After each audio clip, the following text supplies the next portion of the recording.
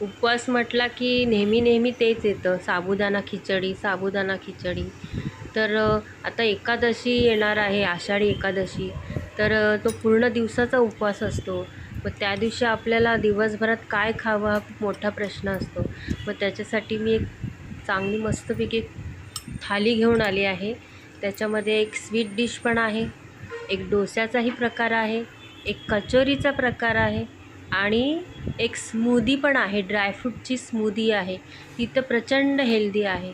आणि आपली नेहमीचीच अशी साबुदाणा खिचडी पण आहे आणि आपली शेंगदाण्याची चटणी आहे. तर मग मैत्रिणींनो, चला बघूया आता ही उपवासाची थाली कशी बनवली आहे. चल, तयार आहात ना तुम्ही? चला तर मग. तर नमस्कार मैत्रिणींनो, आशाद रेसिपीमध्ये तुमचं खूप खूप स्वागत आहे. तर आषाढी एकादशी जवळच येत आहे. त्याच्यासाठी मी घेऊन आली आहे एक उपवासाची थाली. तर नेहमी ते साबुदाणा खिचडी खाऊन खाऊन कंटाळा आलेला असतो. मग त्याच्यासाठी आपण आता एक नवीनच थाली बनवणार आहोत उपवासाची. मस्तपैकी एक थाली बनवणार आहे मी. तर चला आपण काय काय घेतलं त्याच्यासाठी. तर मी उपवासाची कचोरी बनवणार आहे. त्याच्यासाठी मी 1 कप हे वरीचे तांदूळ, भगर पण बोलतात ह्याला, हे वरीचे तांदूळ घेतलेत आणि अर्धा कप हे साबुदाणा घेतला आणि हे 2 उकडलेले बटाटे आणि उपवासाला जे वापरतात सेंधव नमक, हे ते आहे, पिंक सॉल्ट बोलतात ह्याला, मी ते घेतलं आहे. तर आता आपल्याला ही भगर आणि हे साबुदाणा भाजून घ्यायचा आहे एकत्र आणि मिक्सरला त्याची पिठी बनवून घ्यायची आहे, बारीक पावडर. कढई गरम करून घेतली आहे. आता त्याच्यामध्ये जी ही भगर आणि हा साबुदाणा हे एकत्र आपण भाजून घेणार आहोत. थोडासा रंग आपला चेंज करायचा आहे आपल्याला आणि मग आपण भाजून घ्यायचं आहे त्याला. तर आता हे आपलं भाजून झालेलं आहे. आता आपण एका डिशमध्ये काढून याला थंड करून घ्यायचं आणि मगच मिक्सरला ह्याची पावडर बनवून घ्यायची आहे. हे आपलं आता भाजून झालं आहे आणि थंड पण झालं आहे. आता मी हे वाटून घेणार, याची पावडर बनवून घेणार आहे. तर आपला साबुदाणा आणि भगर आहे ना, हे मिक्सरला मी त्याची पावडर करून घेतली आहे.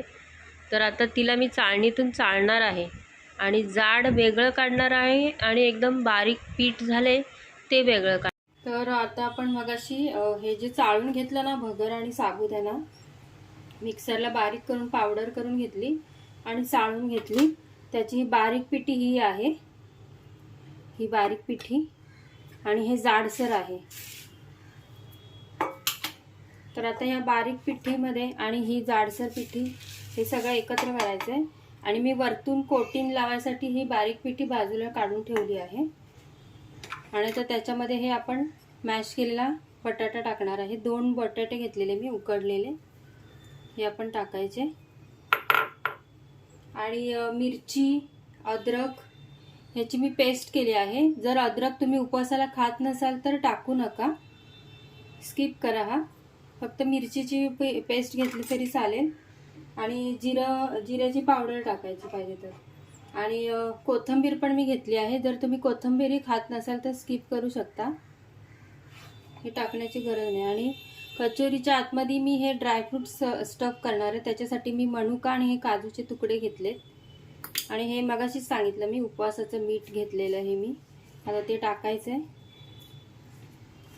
आणि सगळं कालवून घ्यायचं.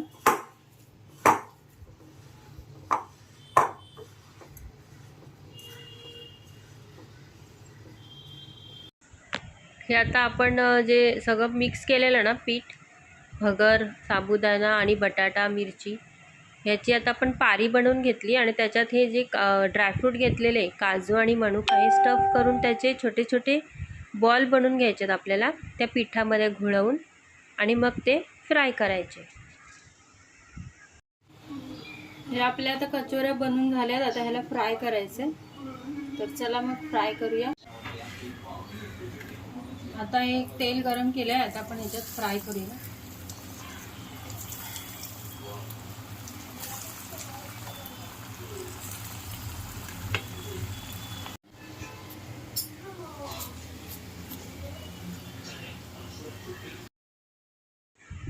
सोनेरी रंग येईपर्यंत आपल्याला हे फ्राय करून घ्यायचे.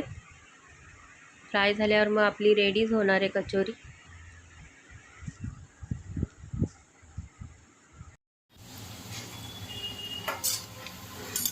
याला आता गोल्डन कलर आलाय, गुलाबी गुलाबी. आता आपण हे काढून घेऊया.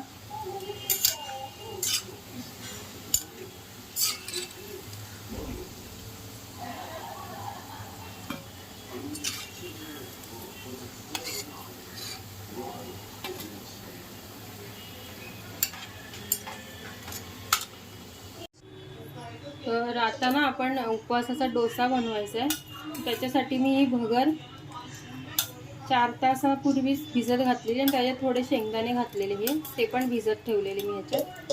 आता हे मिक्सरला आपण त्याची पेस्ट करून घेऊया आणि त्याच्यात ह्या 3 मिरच्या आणि एक उकडलेला बटाटा पण टाकायचा.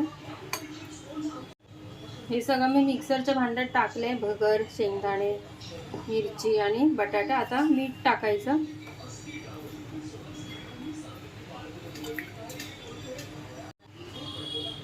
आणि हे 1 चमचा जिरं पण टाकायचं.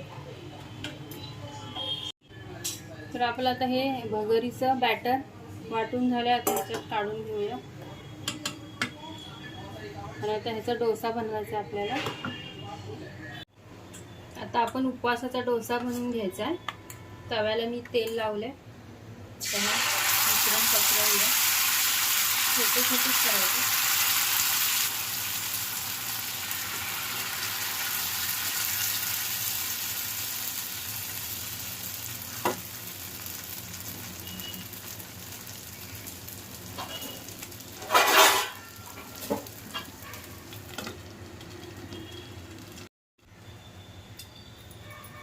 आता आपण पलटूया डोसा.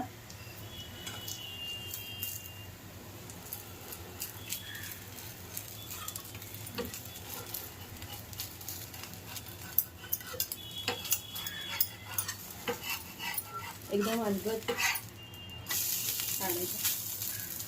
बघा मस्त झालं ना.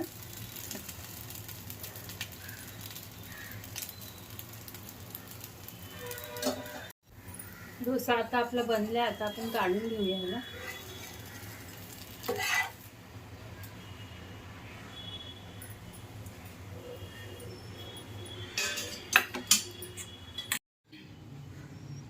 तर आता ना आपण उपवासाचे हे रताळ्याचे गुलाबजामुन बनवणार आहोत. त्याच्यासाठी मी हे उकडलेले रताळी घेतलेत आणि साल काढून घेतलेत आणि ही मिल्क पावडर घेतली मी अर्धा कप. आणि ही पाक बनवण्यासाठी ही साखर आहे. आणि पाक बनवायचा आपल्याला. साखर बुडेल इतकंच पाणी घ्यायचे, ते मी दाखवते. आधी आपण ह्या रताळ्यांना मॅश करून घेऊया. ह्याच्यामध्ये थोडंसं असं केस असतात असे, ते दाताखाली लागू नये म्हणून मी ह्या चाळणीतून त्याला असं मॅश करणार आहे.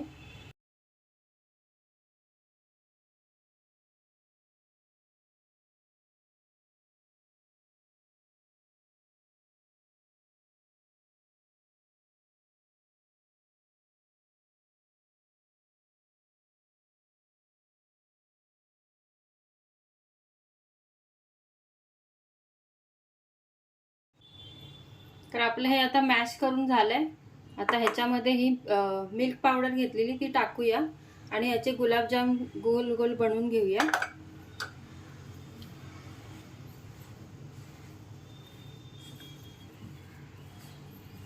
हे सगळं कालवून घेऊया ह्याच्यामध्ये मिल्क पावडर.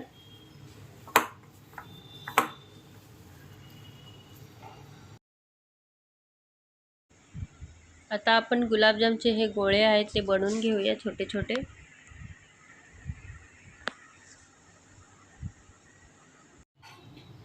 तर आपले गुलाबजाम बनवून झालेत. आता ह्याला फ्राय करायचे. तर आता आपण साखरेचा पाक बनवायचा. ही साखर घेऊया आणि साखर बुडेल इतकंच पाणी घ्यायचंय.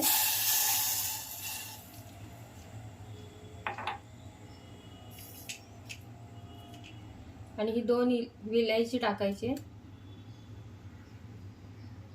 आता हा पाक बनवून घेऊया आपण. फक्त साखर वितळेपर्यंत करायचे. जास्त काही 1 तारी 2 तारी असं काही नाही करायचं. जसे आपण नॉर्मल गुलाबजामला बनवतो ना सेम तसंच आहे. त्याच्यात केसरचे ह्या रेषा पण टाकायच्या 2-3, म्हणजे जरा कलर छान येतो आपल्या पाकाला.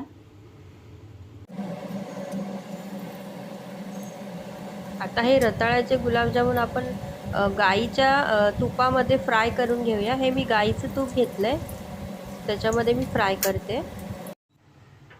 तर हे आपले रताळ्याचे गुलाबजामुन फ्राय करून रेडी आहेत. आणि हा पाक पण, आता हा पाक आपण ह्याच्यामध्ये ओतूया.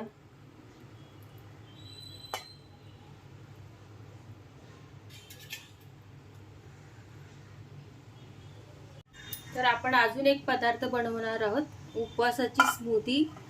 त्याच्यासाठी मी दुधामध्ये हे मखाणे आणि बरेच असे ड्रायफ्रूट भिजत घातलेले, तर त्याच्यावर हे अंजीर भिजत घातलेला, हे पिस्ते, बदाम, काजू, हे बघा काजू, मनुका आणि बदाम, ही तुम्हाला जितके आवडेल ड्रायफ्रूट तेवढे तुम्ही टाकू शकता. आणि हे 3 खजूर, हे पण मी भिजत टाकलेलं. हे पूर्ण ड्रायफ्रूटची स्मूदी बनणार आहे उपवासाची. ह्याच्यामध्ये साखरेचा पण उपयोग करायचा नाहीये, म्हणजे ही आपण जो डाएटवर असेल वजन कमी करण्यासाठी, तर त्याने पण हे पिलं तरी चालते. खूप हेल्दी आहे ही स्मूदी. तर आपण आता ही पूर्ण मिक्सरला बारीक करून घेऊया स्मूदी.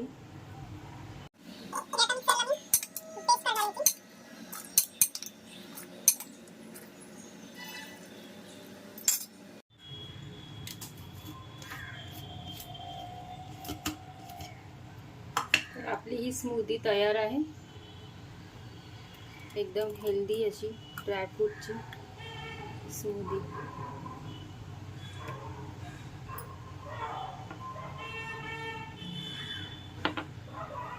उपवासाची थाली रेडी आहे. हे आपले रताळ्याचे गुलाबजाम, हे आपले भगरीचे डोसा, आणि त्याच्यावर ही चटणी,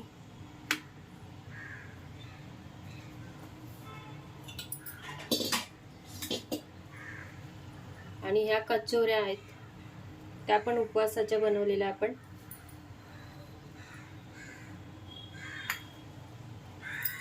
आणि ही साबुदाण्याची खिचडी,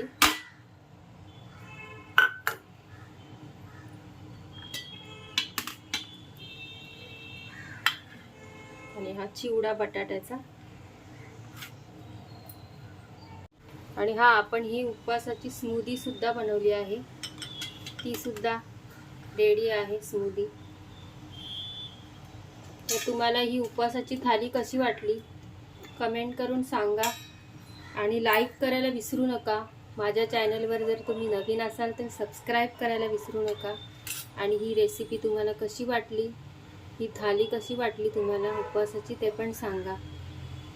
तर माझा व्हिडिओ पूर्ण बघितला त्याच्यासाठी थँक्यू.